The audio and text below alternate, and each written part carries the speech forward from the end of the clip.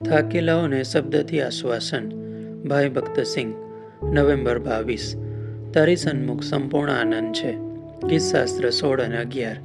દેવની હાજરી સતત અનુભવવાથી મોટો આનંદ આવે છે. જેટલો વધારે સમય તેમની હાજરીમાં ગાળીએ તેટલો વધારે સ્વર્ગીય આનંદ આપણને દેવની હાજરીની મદદથી અને દોરવણીથી મળશે. પૂરતા પ્રમાણમાં બાઇબલ વાંચવાથી અને પ્રાર્થના કરવાથી આપણને સ્વર્ગીય આનંદ મળે છે.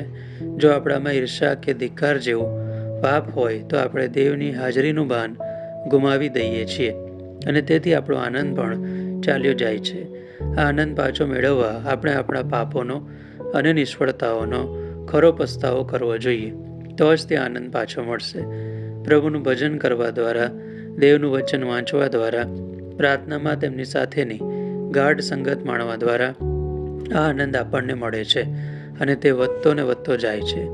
યર્મિયા 15 અને 16 આપણે વાંચીએ છીએ, દેવનું વચન પ્રાપ્ત કરવા દ્વારા અને ખાવા દ્વારા આનંદ મળે છે.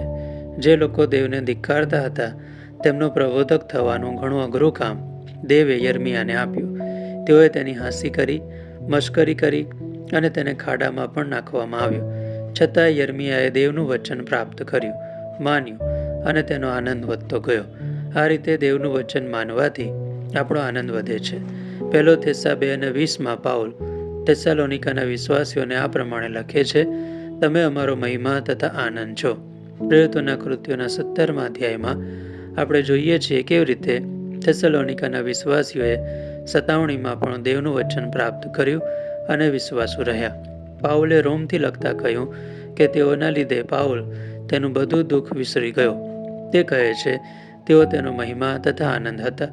તે આશા રાખતો હતો કે તેઓ દેવની સમક્ષ મુગટ માટે યોગ્ય બને.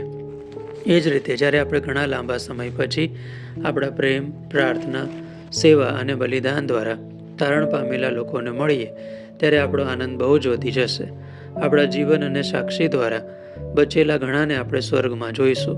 તેથી આપણા મિત્રો અને સગા સ્નેહીઓ જેઓ નવો જન્મ પામ્યા નથી તેઓને માટે આપણે સતત પ્રાર્થના કરવી જોઈએ. આ રીતે દેવની હાજરી માણવા દ્વારા, તેમનું વચન માનવા દ્વારા અને આત્માઓ જીતવા દ્વારા આપણને સ્વર્ગીય આનંદ મળે છે.